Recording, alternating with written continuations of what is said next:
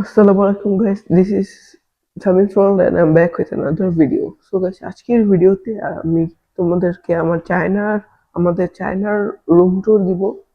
So guys চলো room ট্যুরটা শুরু করি। তো গাইস এখানে হচ্ছে গিয়ে আমাদের ডোর যেটা দিয়ে আমরা ভিতরে ঢুকি।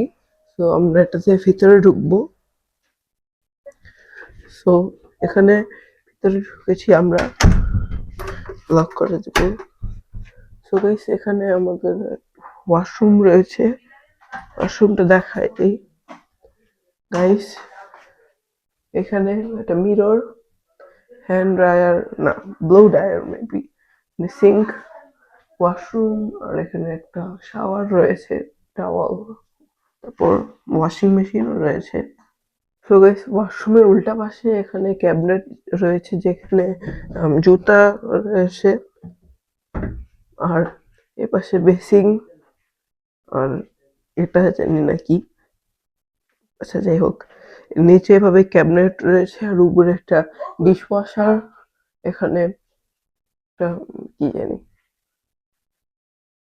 তো গাইস এখানে একটা সোফা রয়েছে, এখানে একটা বড় সোফা রয়েছে, এখানে সবার কাপড় চোপড় রাখা, এখানেও কাপড় চোপড়, এখানে আরো ক্যাবিনেট যেখানে বালিশ টালিশ রাখা হয়েছে, আর এখানে একটা ছোট একটা কফি টেবিল আর দুইটা চেয়ার, পাশে একটা টিভি আর দুইটা লাগেজ আর কি, আমাদের লাগেজ রাখা হয়েছে।